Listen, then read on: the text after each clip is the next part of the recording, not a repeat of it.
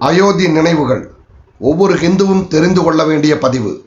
ஸ்ரீ ராம் ஜென்மபூமி நமக்கு கிடைக்க காரணமாக இருந்த நாயகனை நாம் நினைவு கூர்வோமாக. யார் அந்த நாயகன்? ஸ்ரீ கே நாயர், கண்டமங்கலம் கருணாகரன் நாயர், சுருக்கமாக கே நாயர் என்று அழைக்கப்படும் இவர் கேரளா மாநிலம் ஆலப்புழாவில் குட்டன்காடு என்ற சிறிய கிராமத்தில் 1907 செப்டம்பர் 7 பிறந்தவர். பாரதம் சுதந்திரம் அடைவதற்கு முன்பே இங்கிலாந்து சென்று தன் 21வது வயதில் பாரிஸ்டர் பட்டமும் ICSம் படித்து முடித்துவிட்டு மீண்டும் தாயகம் திரும்பினார். கேரளத்தில் சிறிது காலம் பணியாற்றிய நேர்மைக்கும் துணிச்சலுக்கும் பெயர் பெற்ற இவர் மக்களின் சேவகன் என்று பெயர் எடுத்தவர். அதன் பிறகு 1945 உத்தரப்பிரதேச மாநிலத்தில் அரசு ஊழியராக சேர்ந்தார். பல இடங்களில் பணியாற்றிய இவர் பைசாபாத் துணை ஆணையர் மற்றும் மாவட்ட மாஜிஸ்ட்ரேட்டாக ஜூன் மாதம் 1ஆம் தேதி 1941 பதவியேற்றார்.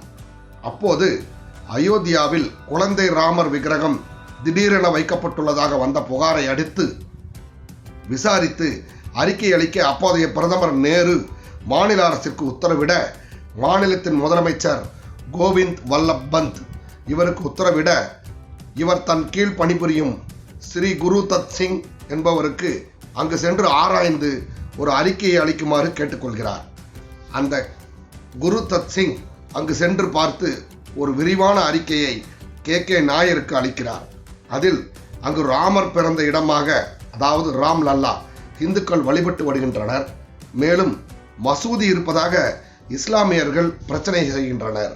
அது இந்து கோவில்தான், அது சிறிய இடமாக இருப்பதால் அங்கு பெரிய கோவில் கட்ட வேண்டும், அதற்கு அரசு நிலம் ஒதுக்க வேண்டும் எனவும் இஸ்லாமியர் அந்த பகுதிகளுக்கு செல்ல தடை விதிக்க வேண்டும் என்றும் கூறி அறிக்கையை நாயரிடம் சமர்ப்பிக்கிறார்.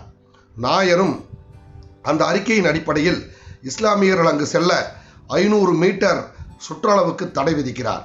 இந்த தடை உத்தரவை இன்று வரை அரசாங்கத்தாலோ நீதிமன்றத்தாலோ நீக்க முடியவில்லை என்பது குறிப்பிடத்தக்கது. இதை கேட்ட நேரு கொந்தளிக்கிறார். உடனடியாக ராம் லல்லாவில் இருந்து இந்துக்களையும் குழந்தை ராமர் சிலையையும் வெளியேற்ற உத்தரவிடுமாறு மாநில அரசை நிர்பந்திக்க மாநில முதலமைச்சர் கோவிந்த் வல்லப் பந்த் அவர்கள் நாயர் அவர்களுக்கு உடனடியாக இந்துக்களை வெளியேற்றுமாறும் குழந்தை ராமரை அகற்றுமாறும் உத்தரவிடுகிறார். ஆனால் உத்தரவை அமல்படுத்த மறுத்த நாயர் அவர்கள் மேலும் ஒரு உத்தரவையும் இடுகிறார். குழந்தை ராமருக்கு தினசரி பூஜை செய்யவும், பூஜைக்கு ஆகும் செலவை பூஜை செய்யும் அர்ச்சகருக்கான சம்பளத்தையும் உத்தரப்பிரதேச அரசே ஏற்க வேண்டும் என்றும் உத்தரவிடுகிறார். இந்த உத்தரவை கேட்டு மிரண்டு போன நேரு அவர்கள் உடனடியாக இவரை பணியிலிருந்து நீக்க உத்தரவிடுகிறார். பணியிலிருந்து நீக்கப்பட்ட நாயர் அவர்கள் அலகாபாத், அதாவது தற்போது பிரயாக்ராஜ் நீதிமன்றம் சென்று தானே அரசுக்கு எதிராக, அதாவது நேருவுக்கு எதிராக வாதிட்டு வெற்றியும் காண்கிறார். நீதிமன்றம் அவரை அதே இடத்தில் பணியாற்ற அனுமதித்து உத்தரவிட்டது. நீதிமன்றத்தின் உத்தரவு நேருவுக்கு கரியை பூசியது. இந்த உத்தரவை கேட்ட அயோத்தியா வாசிகள் அவரை தேர்தலில் நிற்க வலியுறுத்தினார்கள். ஆனால் அவர் மறுத்துவிட்டார். நாயர் அவர்களோ தான் அரசு ஊழியன், தேர்தலில் நிற்கக்கூடாது என சொல்ல நாயரின் மனைவியை நிற்க வைக்க வேண்டும் என்று அயோத்தியா வாசிகள் வற்புறுத்தினர். மக்களின் வேண்டுகோளுக்கிணங்க அவர் உத்தரப்பிரதேச முதல் சட்டமன்ற தேர்தலில் அயோத்தியா வேட்பாளராக திருமதி சகுந்தலா நாயர் களமிறக்கப்பட்டார். அந்த காலகட்டத்தில் காங்கிரஸ் சார்பில் நின்ற வேட்பாளர்களே நாடு முழுவதும் வெற்றி பெற்று வந்தனர். ஆனால் அயோத்தியாவை தவிர அயோத்தியாவில் மட்டும் நாயர் மனைவி திருமதி சகுந்தலா நாயரை எதிர்த்து போட்டியிட்ட காங்கிரஸ் வேட்பாளர் பல ஆயிரம் வாக்குகள் வித்தியாசத்தில் தோல்வியை தழுவினார். திருமதி சகுந்தலா நாயர் 1952 ஜனசங்கத்தில் உறுப்பினராக சேர்ந்து ஜனசங்கத்தை வளர்க்க ஆரம்பித்தார். கடும் அதிர்ச்சி அடைந்த நேருவும் காங்கிரசாரும் நாயர் அவர்களுக்கு கடும் நெருக்கடிகளை கொடுக்க ஆரம்பித்தனர். நாயர் அவர்களுக்கும் தன் பதவியை ராஜினாமா செய்து அலகாபாத் உயர்நீதிமன்றத்தில் வழக்கறிஞராக பணியாற்ற தொடங்கினார். அந்த நேரம் 1962 வருடம் 4வது பாராளுமன்ற தேர்தலுக்கு அறிவிக்கப்பட்ட சமயம் மக்கள் இவரிடமிருந்து அவசியம் தேர்தலில் நின்று பாராளுமன்றத்துக்கு சென்று நேருவுக்கு முன்பு அயோத்தியாவை பற்றி பேச வேண்டும் என்று வற்புறுத்தினார்கள்.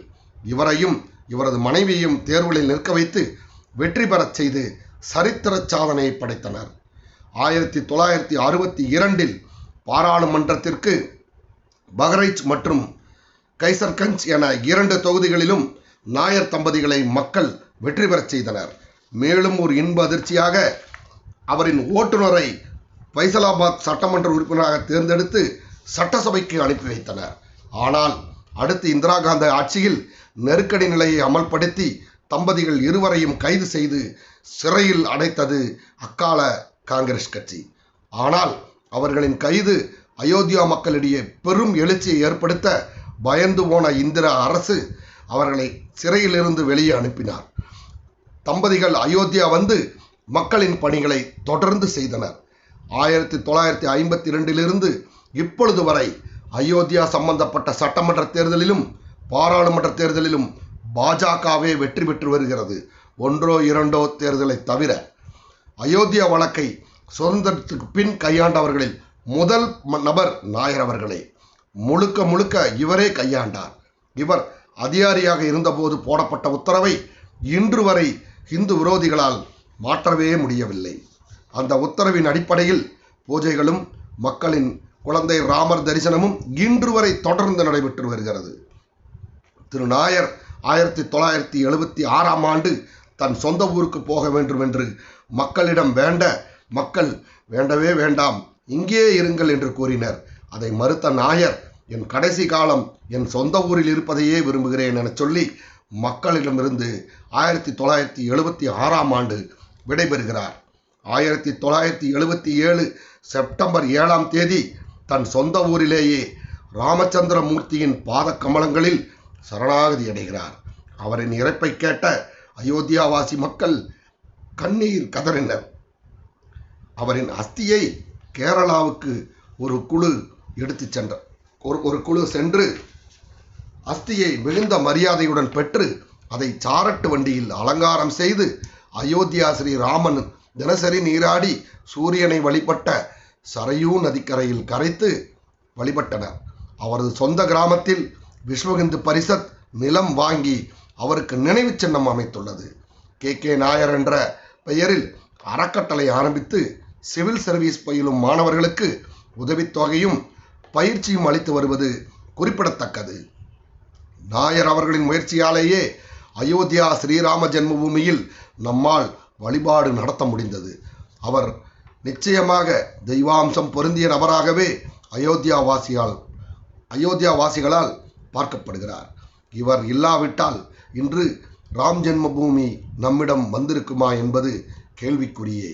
இன்று நமக்கு ஸ்ரீராம ஜென்மபூமியை நமக்கு கொடுத்த திரு கே நாயர் அவர்களின் புகழ் திக்கெங்கும் ஒலிக்கட்டும். ராம் ஜென்மபூமி திருக்கோவில் பூமி பஜனையை காண அவர் இல்லை என்றாலும் நிச்சயம் அவரின் ஆசீர்வாதம் அனுகிரகங்கள் நமக்கு கிட்டும் என்பதில் எந்த ஒரு மாற்றமும் இல்லை. ஜெய் ஹிந்த், ஜெய் ஸ்ரீராம்.